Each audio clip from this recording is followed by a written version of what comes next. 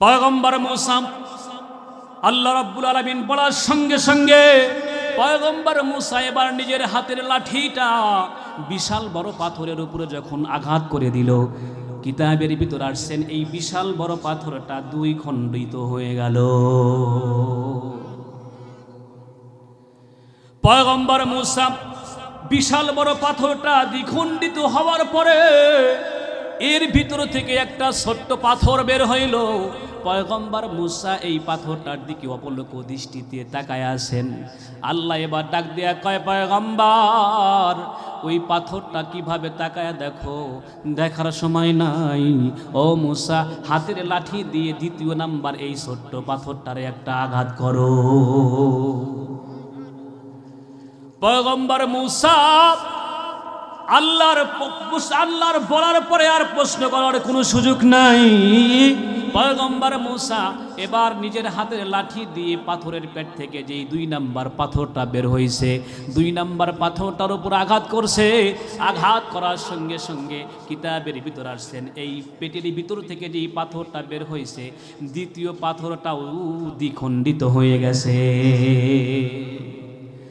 দ্বিতীয় পাথরটার পেটের ভিতর থেকে আরো একটা বাচ্চা পাথর বের হয়েছে।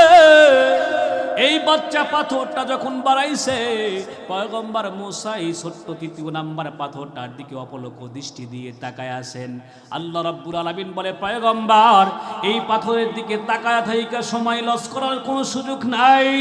ও পয়গম্বর, এই পাথরটা কেউ তোমার হাতের লাঠি দিয়ে আঘাত করো। পয়গম্বর মূসা এবার তৃতীয় নাম্বার ছোট্ট পাথরটার উপর হাতের লাঠি দিয়ে আঘাত করেছে। আঘাত করার সঙ্গে সঙ্গে এই ছোট্ট পাথরটা তিন নাম্বার পাথরটাও দ্বিখণ্ডিত হয়ে গেছে। পাথরটা যখন দুই খণ্ডিত হয়ে গেল, পয়গম্বর মূসা পাথরের দিকে তাকায়া পয়গম্বর মূসা নিজের অজান্তেই বলে দেয়, সুবহানাল্লাহ।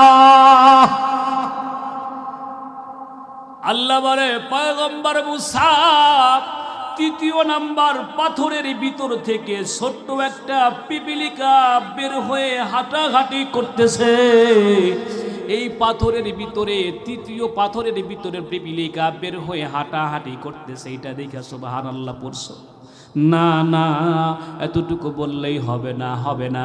তুমি একটু এই পাথরটার ভিতরে যেই পিপিলিকাটা হাঁটাহাঁটি করে, এই পিপিলিকার মুখের কাছে তোমার কানটা একটু লাগায়া দাও। পয়গম্বর মূসা এবার তৃতীয় নাম্বার পাথরের ভিতর থেকে একটা পিপিলিকা বের হয়েছে। ওই পিপিলিকার মুখের কাছে নিজের কানটা লাগাইছে আর শুনতেছে পিপিলিকা তৃতীয় নাম্বার পাথরের ভিতরের থেকে পিপিলিকা হাঁটাহাঁটি করে আর বলে, ও আমার মালিক, আমার খালিক, আমি তিন নাম্বার পাথরের মধ্যে, পাথরের পেটে পাথর, তার পেটে পাথর, এই তৃতীয় নাম্বার পাথরের ভিতরে আমি একটা বসত বাড়ি তৈরি করেছি, আমি একটা রাজ্য তৈরি করেছি। ও আল্লাহ, এই তিন নাম্বার পাথরের ভিতর থেকে আমি যখন তোমার কাছে যা চাই, মালিক গো, তুমি তখন সেই আবদার, সেই আশা আমার পূরণ করে দাও। ইয়া আল্লাহ, তুমি যে আমার আশা পূরণ করো, তুমি আমার খালেক, তুমি আমার রাজ্জাক, তুমি আমার মালিক, তুমি আমার প্রভু। এমন করে যখন বলতেছে, পয়গম্বর মূসা বলে, আল্লাহ, অন্যায় হয়ে গেছে, ভুল হয়ে গেছে, তওবা করতেছি, জিন্দেগির গুনাহগুলো মাফ কইরা দেয়। আল্লাহ এবার বলে, ও পয়গম্বর, তুই না আমার আপনজন, তুই না আমার বন্ধু, তুই আমার আপন মানুষ হইয়া, আমার বন্ধু হইয়া কেমনে ভাবলি তোর ঘরে স্ত্রী আর সন্তান রেখে আসছো, ওই সন্তান আর স্ত্রীরে আমি রাজ্জাক মালিক খাবো না? এটা কেমন করে তুমি ভাবলা? আমার আপনজন মূসা, তুমি আমার আপনজন হইয়া তুমি এমনটা কেমনে ভাবলা যে আমি তোমার সন্তান আর তোমার স্ত্রীরে না খায়া রাখবো?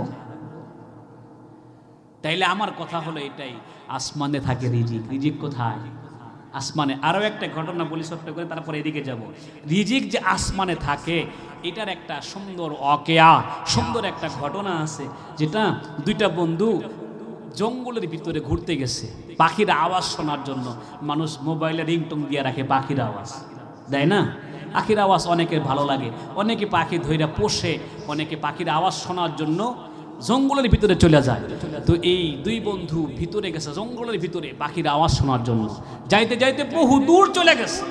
বহু দূর যখন চলে গেছে তো রাত হয়ে যাইতেছে। তো দুই বন্ধু পরামর্শ করছে এই জঙ্গলের ভিতরে আমরা তাঁবু গাড়বো, এর ভিতরে আজকের রাতটা থাকবো, আজকের রাতটা থাকবো। আচ্ছা, রাতে থাকতে গেলে ক্ষুধা লাগবে না? খাবার খেতে হবে। তো ওনারা খাবারের জিনিসপাতি নিয়ে গেছে। তো যাওয়ার পরে তাঁবু গাইরা দুই বন্ধুর ভিতরে বলে আমি রান্না করে খাওয়াবো, কয় না আমি খাওয়াবো। এই দুজনের ভিতরে লেগে গেছে ঝগড়া, কয় না আমি খাওয়াবো, আমি খাওয়াবো। আদর আদর করে বন্ধুরে খাওয়ায় রান্না করে। তো ওই দ্বিতীয় বন্ধু তাঁবুর ভিতরে শুয়া, মাথায় এভাবে হাত দিয়ে শুয়া, তো এইদিকে তাকায় আছে বন্ধুর দিকে। বন্ধু রান্না করতেছে, তাকায় তাকায় কথা বলতেছে, তাকায় তাকায় কথা বলতেছে।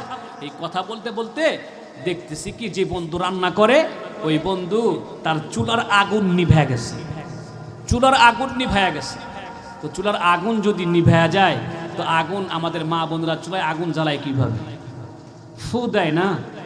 ফু দিয়া আগুন জ্বালায় দেয়। কিন্তু এই বন্ধু আগুন জ্বালায় ফু দিয়া না, এই বন্ধু আগুন জ্বালায় আগুনের চুলার ভিতরে হাত দিয়ে আগুন নাড়াচাড়া করে আগুন জ্বালায়। সুবহানাল্লাহ! আগুন কি খাতের করার জিনিস? হ্যাঁ, এই যে মমিন সিংহে একটা ভিডিও কন্টেন্ট ক্রিয়েটার আছে, আল আমিন নাম। উনি মানে দরিদ্র মানুষের জন্য অনেক কাজ করে, ভিডিও বানায় বানায় ফেসবুকে দিয়ে দেয়, ইউটিউবে দিয়ে দেয়, সেখান থেকে ইনকাম হয়। ওই ইনকাম দিয়া সে গরিব মানুষের ভিতরে মানে বিলাইয়া দেয়, সে নিজেও রাখে, গরিব মানুষকেও বিলাইয়া দেয়। তো এই ছেলেটা আগুন দিয়া ভিডিও তৈরি করতে গেছে। আগুন পুকুরের ভিতরে পেট্রোল জ্বালায়া ঢেলা দিয়া আগুন জ্বালায়া দিয়া উপরে দাঁড়াইছে, কিন্তু আগুনের মাত্রা এমন বেশি হয়ে গেছে ওই আলামিন ছেলেটা পুড়ে গেছে। তো পুড়ে গেছে অল্প সময়ের ভিতরে, মাত্র 2-3 সেকেন্ডের ভিতরেই এমনভাবে পোড়া পুড়ছে, ডাক্তার বলছে 45 থেকে 50% শরীরের অংশ পুড়ে গেছে। বাঁচা কঠিন হয়ে গেছে, বাঁচাই কঠিন হয়ে গেছে। তো এই আগুন হাত দিয়ে নাড়াচাড়া করে জ্বালাইতেছে। তো এইটা দেখা তো বন্ধু কয়, বন্ধু শোয়া বন্ধু এটা বসছে, বসার থেকে দাঁড়ায় কাছে গিয়ে বলে, কয় বন্ধু আমি কিন্তু দেখে বলাইছি, গোপন করবা না, তোমার কারামতি কিন্তু দেখে বলাইছি। কি দেখছ? কয় মানুষ ফু দিয়ে আগুন জ্বালায়, তুমি আগুন ফু দিয়া না জ্বালায়া তুমি আগুনের ভিতরে হাত ঢুকায়া দিয়ে নাড়াচাড়া করে আগুন জ্বালাইছো, দেখছি, গোপন করো না। বন্ধু কয়, দেখছো যেহেতু গোপন করে লাভ কি? গোপন আর করবো না। তবে তুমি যে দেখছো আমি আগুন ভিতর হাত দিয়ে নাড়াচাড়া করে আগুন জ্বালাইতেছি, এই কেরামত, এই পাওয়ার, এই শক্তি তোমার বন্ধুর না, এটা একটা গুণামুক্ত মাসুম মানুষের দোয়ার কারণে এই পাওয়ারটা, এই কারামতিটা আল্লাহ আমারে দিছে। সুবহানাল্লাহ। কয় মানে? তাহলে শোনো চাচা, ও চাচা, ছুটি নাকি না একবারে ছুটি? এদিকে কয় এটা কি এই কারামতি আমার না, এই শক্তি আমার না, এটা হলো গুণামুক্ত একটা মানুষের দোয়ার কারণে। কেমনে? তাই বন্ধু জানো, আমি আমার বাবার একমাত্র সন্তান, আমরা অনেক প্রভাবশালী ধনী মানুষ, খুব ধনী, কিন্তু আমাদের এই ধনী বাবার সন্তান, একমাত্র সন্তান আমি, জানো আমার একটা বদ অভ্যাস। বলে কি? কয় আমি একটু মদ খাই। কি খায়? হ্যাঁ, ছেলে ভালো মাঝে মধ্যে এই কথা বললে কি আর বিয়ে শাদী হয়? ছেলে ভালো কিন্তু মাঝে মধ্যে একটু ডাইল খায়। তো মুরব্বী মনে করছে ডাইল তো সব খাই, মুসুর মাসকালাই খাই, তো মানুষ খায় না। তো দিছে, মেয়েটারে বিয়ে দিছে। আরে 2-4 মাস যাওয়ার পরেই গয়না টয়না যা আছে বেঁচে কিনা তো খাইছে, শাড়ি ছিঁড়াও খায়, কথা কয় না। তো কয় বন্ধু আসলে কি জানো, আমি আমার বাবার ধনির দুলাল ছিলাম, একমাত্র দুলাল। তো আমি এই মাঝে মধ্যে এই মদ টদ খাই, আমি খুব মদ খাই। আর আমি যেটা খাই এটা গ্রামের সবাই জানে, এলাকার সবাই জানে। আমি একদিন আমার বাবার বাসার ছাদে উঠা মদ খাইতেছি। তো খাইতে খাইতে হঠাৎ করে দেখি রাস্তা দিয়ে একটা সুন্দরী মহিলা যাইতেছেন পর্দার সরে। পর্দার ফাঁকে কোনোভাবে তারে আমি দেখে ফেলাইছি। দেখে তো বন্ধু আমার তো ধৈর্য গেছে, তা দেখেই তো ধৈর্য গেছে আমার, আমি তো পাগল হয়ে গেছি। তো এইটা চেষ্টা করছি আমি, যেদিন যেই সময় এই মেয়েটা এখান দিয়ে যায় আমি ঠিক ওই সময় তার রাস্তার পাশে দাঁড়াই, বিভিন্ন ইফটিজিং করি, তারে অফার করি, সব কিছু দিয়ে সব চেষ্টা করি। কিন্তু বন্ধু আমি যে আই লাভ ইউ মার্কা, ওই মেয়েটা তো আই লাভ ইউ মার্কা না, মেয়েটা আমার পাত্তা দেয় না। আমি যে পাত্তা দেয় না আরো বেশি তার আশেক হয়ে গেছে। এক পর্যায়ে আমি যখন অপারগ হয়ে গেলাম, পারলাম না, আমি আমার বাবাকে তার বাড়িতে পাঠিয়ে দিলাম, তার বাবার সঙ্গে কথা বলতে বললাম, বাবা পাশের বাড়ি ওই মেয়েটা যদি আমার না হয় তাহলে কিন্তু তোমার সন্তান আর বাঁচবে না। তো বাবা দেখছে মদারু হোক আর যাই হোক একটাই সন্তান, মরে গেলে কমপক্ষে একটা মাটি তো দিন, এই সন্তানটা যদি আমার আগেই মরে যায়, দুনিয়াতে সবচাইতে বড় বোঝা বাবার জন্য সন্তানের লাশ কাঁধে নেওয়া, ঠিক কিনা? তো এই বোঝা তো কেমনি বহন করব, যাই দেই সন্তানটা একটু বিয়ে করায় দেই যদি ভালো হয়ে যায়। তো এই জন্য তো ওর বাবা ওই গরিব মানুষের বাড়িতে গিয়ে বলছে, তোমার মেয়েটা আমার সন্তানের সঙ্গে দাও। তাই বন্ধু আমি যে গাঁজা মদ যা খাই সব তো মানুষ জানে, কিন্তু গরিব হইলেও তো এই মদারুর সঙ্গে কোনোদিন কোনো বাপ তার মেয়ে দিতে চায় না, ঠিক কিনা? তো এই গেছে যাওয়ার পরে তো আমার ওই মেয়ের বাবা আমার বাবারে চরমভাবে অপমান করছে, মদারুর সঙ্গে মেয়ে জবাই করে নদীতে ফেলাই দেবে, কিন্তু মদারুর সঙ্গে বিয়ে দেবে। কথা কয় দেয় তো নাই, চরম অপমান করছে। এই মেয়েটা অন্য এক জায়গায় বিয়ে দিচ্ছেন, সেই দিনদার এক জায়গায় বিয়ে দিয়েছেন, সেখান থেকে আল্লাহ তার সংসারের ভিতরে 3টা সন্তানও দিয়েছে। একদিন দুরারোগ্যের কারণে তার এই স্বামীটা দুনিয়ার থেকে ইন্তেকাল করছে, অল্প বয়সে স্বামী মারা গেছে, 3টা সন্তান রেখা। কিন্তু এই মেয়েটা সন্তানগুলোর মুখের দিকে তাকায়া নিজের শ্বশুরালয় ছেড়ে না দিয়ে বাবার বাড়িতে আসে নাই, ভাইয়ের কাছে আসে নাই, নিজের শ্বশুর বাড়িতে জামাইয়ের বাড়িতেই আসে। হঠাৎ করে আমাদের এলাকার ভিতরে দুর্ভিক্ষ শুরু হয়ে গেছে, চরম দুর্ভিক্ষ, সবার বাড়িতে খাদ্য নাই, খাদ্য নাই, কেউ না খেয়ে মানুষ মরার উপক্রম হয়ে গেছে। তাই বন্ধু জানো, তখনও আমার বাবা এলাকার ভিতরে সবচাইতে বড় ধনী, আমাদের সম্পদের কোনো অভাব নাই। তো আমার বাবা সেই সময় একটা রুটিন করে দিয়েছিল যে তুমি প্রত্যেক দিন এক এক এলাকায় এই আমার যে খাদ্যগুলো আছে যা আছে এগুলা ত্রাণগুলা বিলিয়ে দিবা। তো আমি আমার বাবার আদেশ মতো আমি আমার এই খাদ্যগুলা এক এক দিন এক এক গ্রামে রুটিন করে করে বিলাইতেছি। তো বিলাইতে একদিন ওই গ্রামে গিয়েছি যেই গ্রামে আমার সেই আশেকা, আমার সেই প্রেমিকার বিয়ে হয়েছে সেই গ্রামে। তো যাওয়ার পরে আমি টেবিলে করে খাদ্য সবাইকে বসে খাদ্য দেওয়া শুরু করছি। তো লম্বা সিরিয়ালের একে এক করে দিতে হঠাৎ করে দেখি আমার সেই আশেকা পর্দার ফাঁকে, তাকে আমি দেখে চিনা ফেলেছি, লাইনে দাঁড়ায় আছে, যার জন্য পাগল ছিলাম সেই মেয়েটা। তো আজকে সুযোগ আইসে কি আসে নাই। তো এই কয় বন্ধু জানো, আমি চেষ্টা করলাম এই মেয়েটা যখন সবাই শেষ হয়ে গেছে নেওয়া, যেমন আমার সামনে আসছে, আসার পরে আমি মেয়েটাকে বলছি, এই তোমারে চেনা চেনা লাগে, তুমি আমারে চেনো? কয় চিনি না মানে? আপনি ওই গ্রাম আমার পাশের বাড়ির মানুষ, আপনি অমুক না? বলে হ্যাঁ অমুক সওদাগর। জি আমি অমুক সওদাগর। কয় আর কি চেনো? কয় আপনি তো আমার পিছনে পিছনে ঘুরছেন, আমি আপনারে পাত্তা দেই নাই। শুধু এমন না, কয় আপনার বাবা আমার বাবার কাছে আপনার জন্য বিয়ের প্রস্তাব নিয়ে গিয়েছিল, কিন্তু আমার বাবা আপনারে দেয় নাই, মদারুর সঙ্গে মেয়ে বিয়ে দেবেন, আপনার বাবার অপমান করে বাড়ির থেকে সরাইয়া দিচ্ছে। এমন করে যখন বলছে, কয় বন্ধু আমার সেই পুরনো রাগটা আরো উতলায়া উঠছে। কয় করি কি? তো বললাম যে আমাকে যেদিন সেই আমার বাবাকে অপমান করছো, আজকে অপমানের বদলা আমি নিতে চাই। সবাইকে খাদ্য দিয়ে দিয়েছি, তোমাকেও খাদ্য দেব, তবে আমার সেই বাবার অপমানের প্রতিশোধ আজকে আমাকে দিতে হবে। কি দিতে হবে? কয় আজকে তোমার জন্য আমি পাগল ছিলাম, আমি আজকে আমার যৌবিক চাহিদা তোমাকে দিয়ে মিটাবো, এরপরে তোমার যত খাদ্য লাগে সব দেওয়া হবে। মেয়েটা রাজি হয়ে গেছে, তাই না? হ্যাঁ, তো এইভাবে বলছে। বলার পরে মেয়ে বলতেছে, খাদ্যের বিনিময়ে নিজের জিনার কাজে, জিনার আহ্বানে সাড়া দিতে পারি না, খাদ্যের জন্য জিনার প্রস্তাবে সাড়া দিতে পারি না।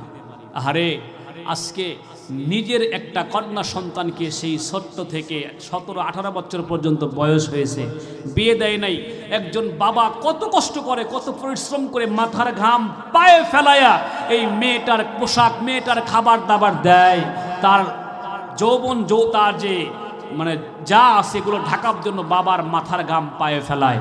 আর এই মেয়েটা এই মেয়েটা বয়ফ্রেন্ডের কাছে সেই কাপড় খুলতে 2 মিনিটের সময় লাগায় না, ঠিক কিনা বলেন? আরে এলাকায় নাই তাই বললাম, যেন আর সামনে না হয়, ঠিক কিনা? তো যাই হোক, এই মেয়েটা বলতেছে না, জেনার বিনিময়ে তোমার কাছ থেকে গুনার বিনিময়ে খাবার নিতে চাই। পিছন দিকে চলে আসছে এই বড় সন্তানটা। এই সন্তানটা এখন কথা বলতে পারে, অনেক কিছুই বোঝে। গেটের কাছে যখন চলে গেছেন, বড় সন্তানটা বলতেছে, মা সওদাগরের সাথে তোমার কি ভেজাল লাগছে জানি না, 3 দিন হলো খাবার দাও না। হয় সওদাগরের সঙ্গে ভেজাল মিটায় খাবার দাও, না হলে মা হয়ে নিজ সন্তানকে গলা টিপে হত্যা করো। বলেন ঠিক থাকতে পারবেন? পারবেন? ও মা, সওদাগরের সাথে কি ভেজাল হয়েছে, ভেজাল মিটায় খাবার দাও, খাবার খাবো। যদি খাবার না দাও, 3 দিনের না খাওয়া সন্তান নিজের মার সন্তানের গলা টিপে হত্যা করে ফেল। কয় বন্ধু, এই কথাগুলো আমি সন্তানটার কথাগুলো আমার কান পর্যন্ত আসতেছে, এটা দেখে আমি মুস্কি হাসতেছি। আজকে আমার অপমানের প্রতিশোধ নেওয়ার পালা। বুঝি এবার মেয়েটা রাজি হয়েই যাবে। মেয়েটা আস্তে আস্তে করে গেট থেকে আমার টেবিল বরাবর চলে আসলো। আমার মুস্কি হাসি দেখা মেয়েটা বলতেছেন, এ সওদাগার, এ গুনাহগার, এ জেনাকার, মুস্কি হাইসো না। আমি তোমার এই কুপ্রস্তাবে রাজি হওয়ার জন্যই পর্যন্ত আসি নাই। আমি তোমার চোখে আঙ্গুল দিয়ে দেখায় দিতে চাই, তোমার টেবিলে খাদ্য না, তোমার টেবিলে রিজিক না, রিজিক আমার রাজ্জাক মালিক আমার বাড়িতে পৌঁছায়া দিয়েছে। তোমার টেবিলের পুরো রিজিক না, আমার রাজ্জাক মালিক আমার বাড়িতে খাবার পৌঁছায়া দিয়েছে। বড় সন্তানটারে হাত ধইরা ছোটগুলারে কোলে বুকের সঙ্গে জড়ায়া নিয়া বড় সন্তান রে বলে, সন্তান রে চল, গুনাহগার জিনাকারের কাছে আমাদের খাবার নাই, আমাদের খাবার আমার আল্লাহ আমাদের ঘরের ভিতরে পৌঁছায়া দিয়েছে, চল বাড়ি চল। কই বন্ধু, আমি দেখলাম এই মেয়েটা একটা রাস্তা দিয়ে রওনা হলো বাড়ির দিকে, একটা রাস্তা হয়ে রওনা হলো বাড়ির দিকে। এই কথাটা আমার দিলের ভিতরে একেবারে ভূমিকম্প সিডরের মতো আঘাত করা শুরু করে দিল। বন্ধু, আমার দিলের ভিতরে শুধু ধাক্কা দেয়। যেই ব্যক্তি 3 দিন খাবার দিতে পারে নাই যেই সন্তান নিজে বলে গলা টিপে হত্যা করো, এমন মা সন্তানের আবদারকে উপেক্ষা করে কুপ্রস্তাবে রাজি না হয় সন্তানকে বলে রাজ্জাক মালিক খাবার ঘরে রাখছে। যেই গুনাহ করার ইচ্ছা যার ভিতরে নাই, বন্ধু আমি ভাবলাম ওই রাজ্জাক মালিক এমন গুনাহমুক্ত মানুষকে অবশ্যই খাবার দেবে। এই রাজ্জাক মালিক যদি তার ঘরে খাবার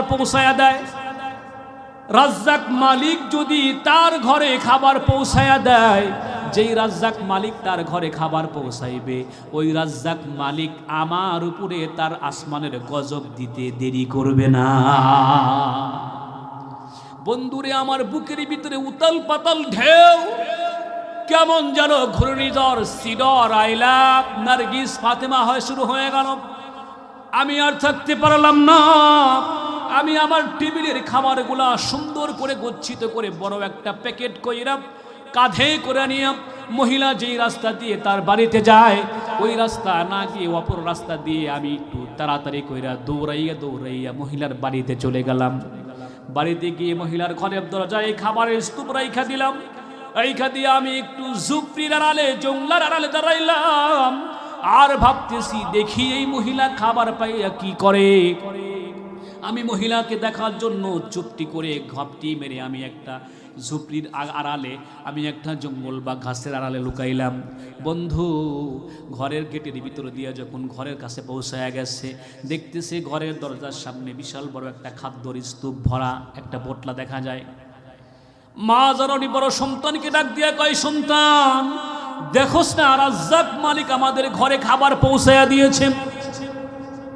সন্তানকে মাটিতে নামায়া দিয়া মা জননী এবার এই খাদ্যের স্তূপ থেকে কিছু আটা নিলেন, কিছু খাবার নিলেন, নিয়ে এগুলা গরম করলেন, রুটি তৈরি করলেন। এক পর্যায়ে খাবার তৈরি যখন হয়ে গেছে, সন্তানদের সাথে নিয়ে বৈশা সবাই মিলে সুন্দর করে খাইতেছেন। পেট পুরো করে খাইছে, মা খায়, সন্তানও খায়। পেট পুরো হওয়ার পরে খাবার যখন শেষ হয়ে গেল, এবার বড় সন্তানকে ডাক দিয়া কয়, সন্তান রে একটু কাছে আয়, আয়নায় ভরা পেটে গুনাহগারের জিনাকারের চেহারা আল্লাহ দেখাইছে। কোন সিদ্দিকটা আমাদেরকে না জানায়া খাবার পৌঁছায় দিয়ে গেছে। আয়না সন্তান আয়, আমরা একটু এই সিদ্দিকটার জন্য দোয়া করি। কয় বন্ধু, আমি আমার এই ঝুপড়ির আড়াল থেকে তার দিকে খালি খেয়াল করতেছি, কি করে বড় সন্তানটা লইয়া দুইটা হাত আসমানের দিকে বাড়ায়া দিয়া বলতেছেন, মালিক পেটে ক্ষুধার যন্ত্রণা নিয়া, ক্ষুধার জ্বালা নিয়া জিনাকারের চেহারা দেখাইলা, গুনাহগারের চেহারা দেখাইলা, ভরা পেটে তুমি ওই সিদ্দিকটারে দেখাইলা না, যেই সিদ্দিক আমার ঘরে খাবার পৌঁছায়া দিছে, সিদ্দিকটারে একটু দেখাইলা না। আল্লাহ দেখাইলা না, না দেখাইলা। ও মালিক, তোমার কাছে একটা দোয়া করি, ওই সিদ্দিক বান্দা, যেই সিদ্দিক বান্দা না জানায়া না দেখা দিয়ে খাবারের ব্যবস্থা করছে, ওই সিদ্দিক বান্দারে কিন্তু জাহান্নামের আগুনে পুরাইও না। আল্লাহ, শুধু জাহান্নামের আগুন না, এই দুনিয়াতে কখনো কখনো আমরা দেখি জাহাজে আগুন লাগে, পানির উপরে জাহাজে আগুন লাগে। কখনো কখনো দেখি আমরা এই দুনিয়াতে যে বাসে আগুন লাগে, মাইকোতে আগুন লাগে, ঘরে আগুন লাগে, গার্মেন্টস ফ্যাক্টরিতে আগুন লাগে।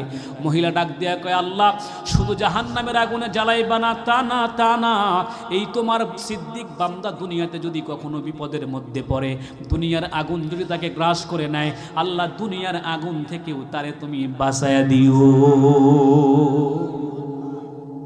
বন্ধুরে, মহিলা দোয়া করে, আমি দোয়া শুনি, কিন্তু আমার তো ওই মুখ নাই, ওই চেহারা নাই। কোন মুখ নিয়ে, কোন চেহারা নিয়ে আমি এই মহিলার কাছে সামনে গিয়ে দাঁড়াবো? দাঁড়ানোর মতো সাহস আমার নাই, সুযোগ হয় নাই। বন্ধুরে, ঝুপড়ির আড়াল থেকে গোপনে আমি বের হয়ে বাড়িতে চলে আসছি। বাড়িতে ঘুমাবো, ঘুম হয় না, শুধু ওই মহিলার দোয়াটা কানের ভিতরে বাজে। খাইতে বসলে খাবার খাওয়া হয় না, মহিলার দোয়াটা কানের ভিতরে বাজে। ঘুরতে বের হইলে ঘোরাও হয় না, শুধু মহিলার এই আওয়াজটা কানের ভিতরে বাজে। বন্ধু, শেষ পর্যন্ত আমি আমার বাড়িতে মা রান্না করছে, একেবারেই রান্না করা মুহূর্তে রান্না করা, রান্নার পরে যেই ঘর আগুনের আংটাগুলা দেখা যায়, বন্ধু আমি যেন সহ্য করতে না পাইরা মায়ের রান্না করা চুলার ভিতরে নিজের হাতটা ঢুকাইয়া দিছি। দেখি মায়ের রান্না করা এই গরম আগুনের আংটার ভিতর থেকেও আমার হাত আগুন স্পর্শ করে না, আমার হাত আগুন স্পর্শ করে না। বন্ধুরে, তোমার বন্ধুর এই কারামতি না, তোমার বন্ধুর এই পাওয়ার না, গুনাহমুক্ত একটা মাসুম বান্দির দোয়া আল্লাহ কবুল কইরা এই পাওয়ারটা আল্লাহ আমারে দিছে। আমি বলতেছিলাম, রিজিক কোথায়? অফিস সামা ইরিজকুকুম ওয়া মা তুআদুন, আল্লাহ খাওয়াবে। ইন্নাল্লাহা ইয়ারযুকু মান ইয়াশাউ বিগাইরি হিসাব, আল্লাহ যাকে ইচ্ছা বেহিসাব সম্পদ দান করতে পারে। এরপরে আল্লাহ এবার বলতেছেন, তোমরা যে হালালকে হালাল মনে করো না, হারামকে হারাম মনে করো না, যা ইচ্ছা তাই করো, সুদ খাও, ঘুষ খাও, অন্যায় করো, মাজলুমের গালে চড় দিয়ে, জালেম হইয়া মাজলুমের গালে চড় দিয়া জুলুম কইরা তার কাছ থেকে কেড়ে নাও। শোনো শোনো, আয়াহসাবু আল্লাম ইয়ারাহু আহাদ, তোমরা যে এমন করো, তোমাদের কি কেউ দেখে না? বলেন কি? আহসাবু আল্লাম ইয়ারাহু আহাব, তোমরা যে এমন করো, তোমাদের কি কেউ দেখে না? সুদের টাকা পকেটে নাও, নামাজ পড়ে, নামাজের টাইম হয়েছে তাড়াতাড়ি দাও, জামাত কিন্তু দাঁড়ায় গেল, হয় না। লম্বা লম্বা দাড়ি রাখছে, জুব্বা পরছে, মাথার ভিতরে টুপি দিছে, জামাতের সাথে নামাজ পড়ে, কিন্তু ওই যে টাকা সমাজের ভিতরে লাগায়া রেখা কিছু খায়, আছে না? এই এলাকায় নাই। এই কথাই বলতেছেন, তুমি যে সুদের টাকা পকেটে তোলো, আয়াহসাবু আল্লাম ইয়ারাহু আহাদ, তুমি কে মনে করো কেউ দেখে না? দেখেন, ওই মালিক এবার আপনাকে আমাকে বলতেছেন, আলাম নাজআল্লাহু আইনাইন, এ বান্দা আমি কি তোমারে দুইটা চোখ দেই নাই? এই এক চোখওয়ালা কেউ আছেন এখানে? সবারই দুই চোখ, বলেন আলহামদুলিল্লাহ। আলহামদুলিল্লাহ, দুইটা চোখ আল্লাহ দিচ্ছে। যে বলতেছেন আলাম নাজআল্লাহু আইনাইন, আমি কি তোমাদের দুইটা চোখ দেই নাই? চোখ দিছিলাম কোরআন দেখার জন্য, চোখ দিছিলাম আমি আল্লাহকে দেখার জন্য, চোখ দিছিলাম ওলামায়ে কেরামকে দেখার জন্য, চোখ দিয়েছিলাম মাদ্রাসা মসজিদ দেখার জন্য। কিন্তু বিপরীত, ওই চোখ দিয়া সব দেখলা, কিন্তু আমারে দেখলা না। ওই চোখ দিয়া সব দেখলা, নাটক যাত্রা যা আছে সব দেখলা, কিন্তু আমার কোরআন দেখলা না, আলেম দেখলা না, নবী দেখলা না, আমারে দেখলা না। দুনিয়া থেকে আল্লাহকে দেখা যায়? দুনিয়া চোখ দিয়ে আল্লাহ দেখা যায়? দেখা যায় তো। কেমনে দেখবেন? সাগর দেখলা, সাগরের মালিক দেখলা না? পাহাড় দেখো তো, পাহাড়ের মালিক দেখো না? বালতির ভিতরে একটা মাটি দিয়া একটা গোলাপ গাছ লাগাইছে, ছাদের উপর রেখে দিছে, কিছুদিন পরে ওখান থেকে একটা ফুল হয়েছে। মাটি ফুল হয়? মাটি কি ফুল হয়? মাটি আম হয় কিভাবে? মাটি আপেল হয় কিভাবে? আল্লাহ দেয় তাই হয়। আল্লাহ ওয়ালারা শুধু ফুল দেখে না, ফুল মাটি থেকে হয়েছে, আল্লাহ ওয়ালারা এরা দেখে না। আল্লাহ ওয়ালারা ফুল দেখে, ফুলের সৌন্দর্য দেখে বলে আলহামদুলিল্লাহ, আলহামদুলিল্লাহ। এত মালিক মাটি থেকে ফুল দিচ্ছে, এই ফুলই যদি এত সুন্দর হয়, না জানি ওই মালিক কত বড় সুন্দর। সুবহানাল্লাহ। লম্বা করে বলার সুযোগ নাই। আল্লাহ এবার বলে ওয়ালিসানাও ওয়া শাফাতাইন, আমি কি তোমাদের জিহ্বা দেই নাই? আমি কি তোমাদের দুইটা ঠোঁট দেই নাই? আছে না নাই? কয় জিহ্বা দিয়েছিলাম জিকির করো, জিহ্বা দিয়েছিলাম আল্লাহ আল্লাহ ডাকো, জিহ্বা দিয়েছিলাম মানুষকে সৎ পরামর্শ দাও, জিহ্বা দিয়েছিলাম ভালো করে সুন্দর হালাল খাবার খাও। কিন্তু তা না, তা না, হালালকে হালাল মনে করো না, হারাম খাওয়া শুরু করছো। এমন মানুষ আছে না নাই? জিহ্বার পাওয়ার আর হাতের কলমের পাওয়ার, ঠিক না? খুব পাওয়ার।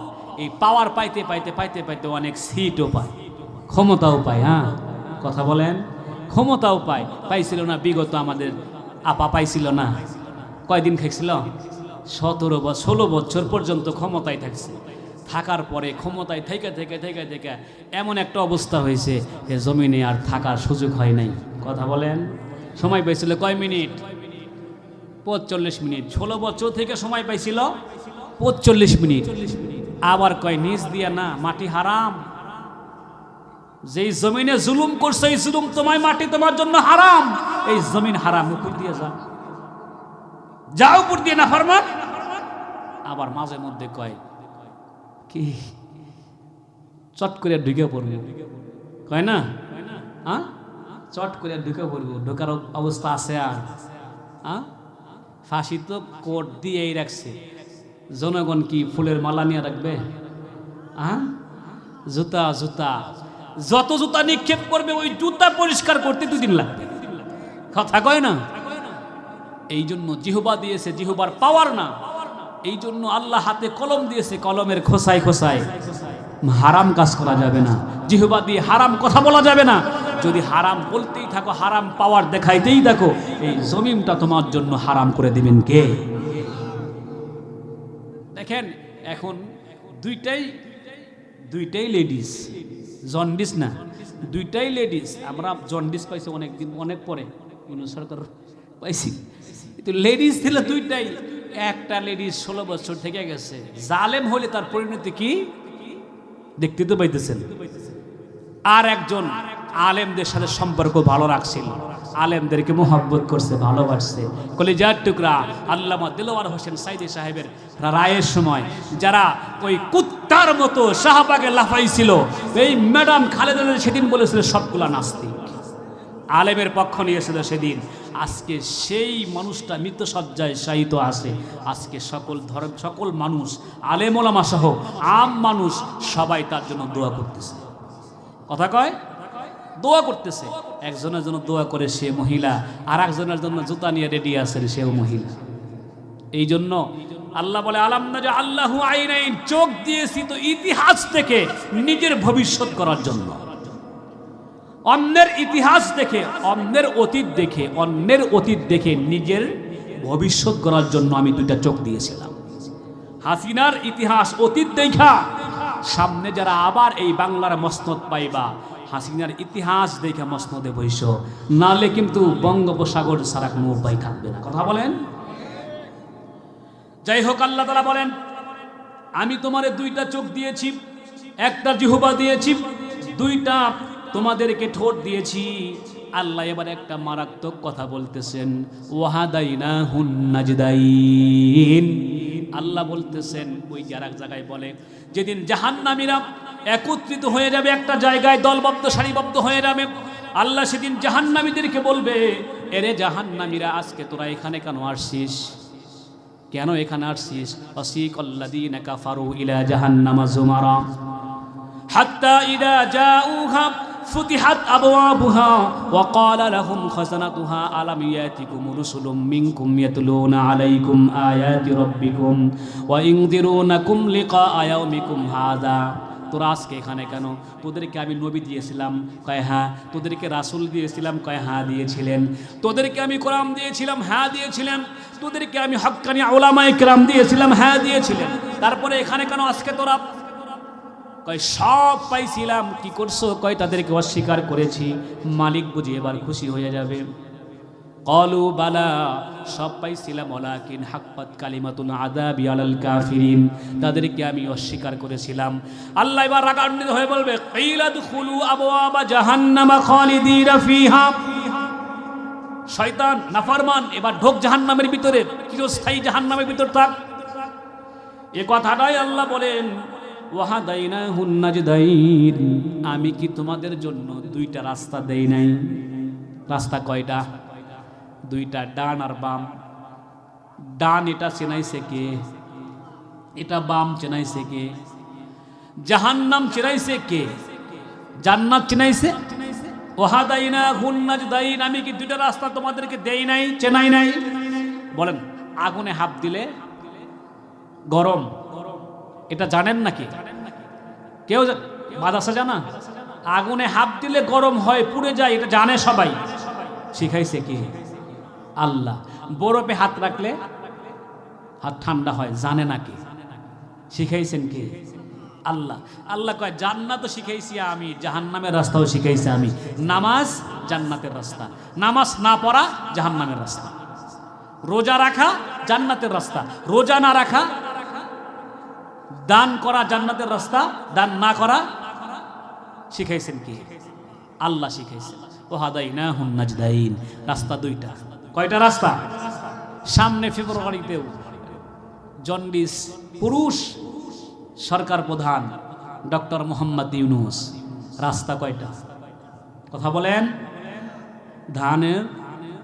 ধানের শীষ কয় না কেন? মনে করেন না কারো ভোট চাইতেছে, ও চিন্তা করেন না আমি কারো ভোট চাইতে আসছি।